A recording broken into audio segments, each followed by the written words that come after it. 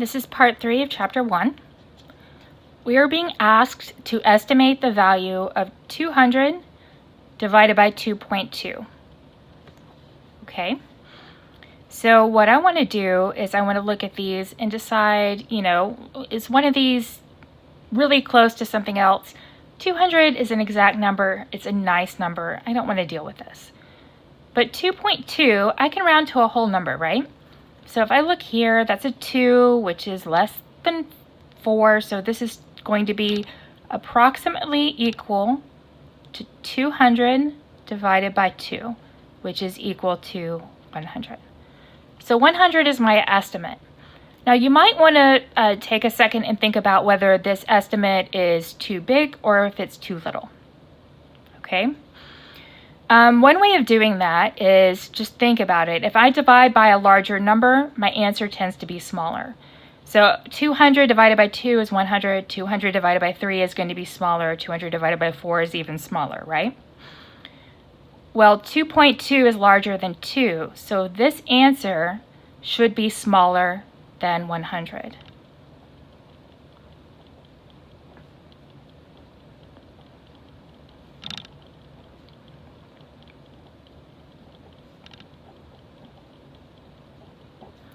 It's always a good idea to keep this in mind as you're going along. If I do the exact answer on my calculator, I do get something smaller than 100 as I expected. But still, it was reasonably close. When you do an estimation with multiplication and division, those tend to be more off than estimates that involve addition and subtraction. It's just the nature of the operations. Okay, so let's talk about dealing with fractions. We want to, in these cases, multiply fractions. Okay, there are a couple of ways you can work these. We are going to be doing this pretty much every day in this course. This is a huge part of the math you will be doing, is multiplying a bunch of fractions. Okay, so the first thing I'm going to do is I'm going to rewrite this as 6 over 1. So I just have some fractions to work with.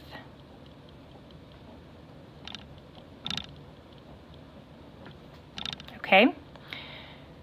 Our basic rule for multiplication is you multiply all the way across the top, all the way across the bottom, and then you can reduce your answer at the end if possible. So this is 3 times 6 times 1, so 18 times 1, that's going to be 18, over 5 times 1 times 5 is going to be 25.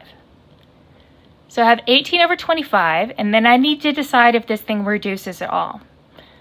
The only things that divide into 25 are 1, which doesn't do me any good as for reducing these, a 5, and 5 does not divide into 18, or a 25, which does not divide into 18. So this is my answer. There is a way of reducing your answer before you multiply, but this one didn't reduce, so I can't show you that example. We'll have it on the next one. Okay, so 4/5 times 3/10 times 20 over 7.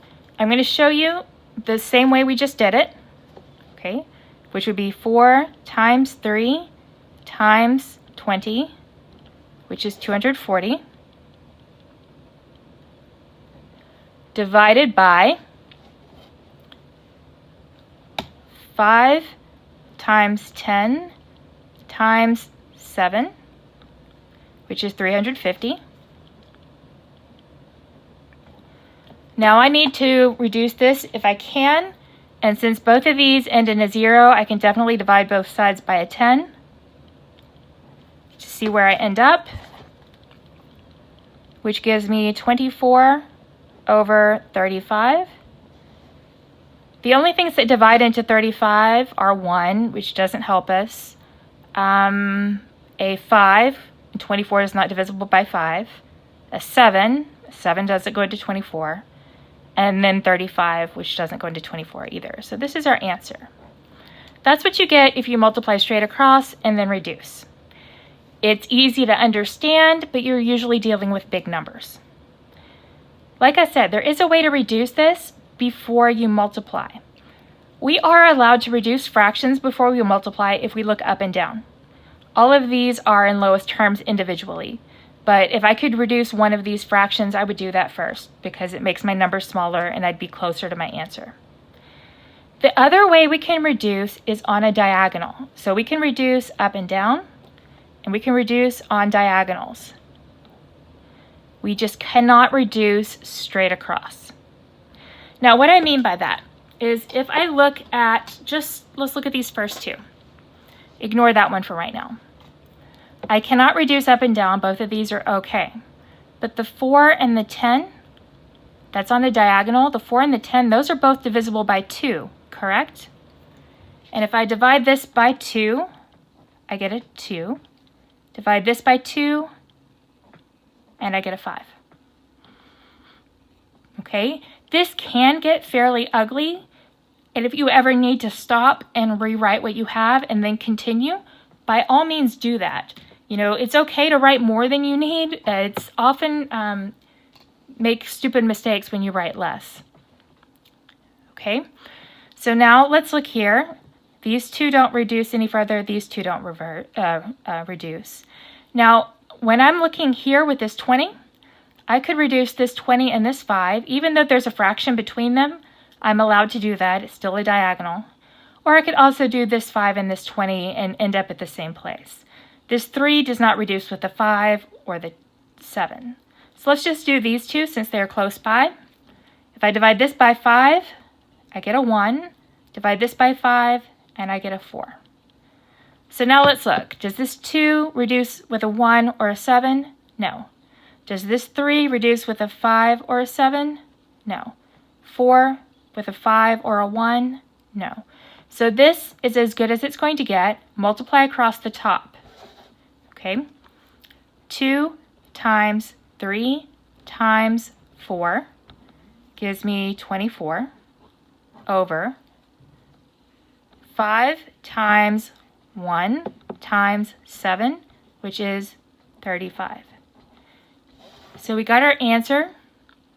We just did not have large numbers at the end, and we did not have to reduce at the end. Just as something else to notice, and if this confuses you, you can ignore this. I know you all have that ability. But look what we divided by right here. We divided by each one by a 2, correct? And here we divided each one by a 5. So I divided by 2 and then a 5. If I multiply these together, I get a 10. And look what I divided by here. It's all connected. Okay. So let's look at example 21. 21. Okay. So we need to remember order of operations. Okay. Order of operations.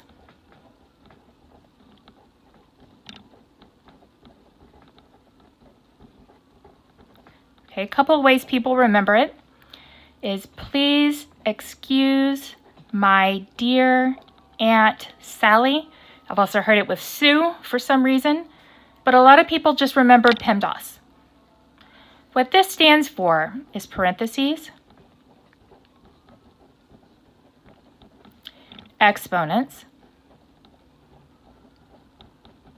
multiplication,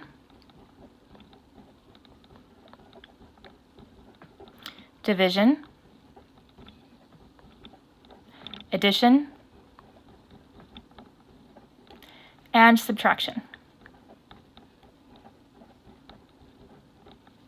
Okay, now this is shorthand. Parentheses, this includes any grouping symbol. So it could be parentheses, it could be brackets, which really are parentheses. It's just when you have sometimes parentheses inside parentheses inside parentheses, it can get very confusing. So we kind of call this like a level up from parentheses. It just makes it easier to match things up. And another set of parentheses, or in this step, a grouping symbol, is a fraction bar. Okay.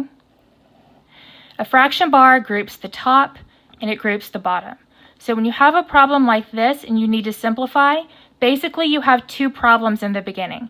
You're going to work the top problem, Then you're going to work the bottom problem, and then you'll deal with the fraction or slash division at the very end. Okay, let's keep going here. Exponents, this also involves a square root. We will get there quite a bit from now, but we do exponents after we've taken care of our grouping symbols. Now, multiplication and division, these are one step, and these always work from left to right.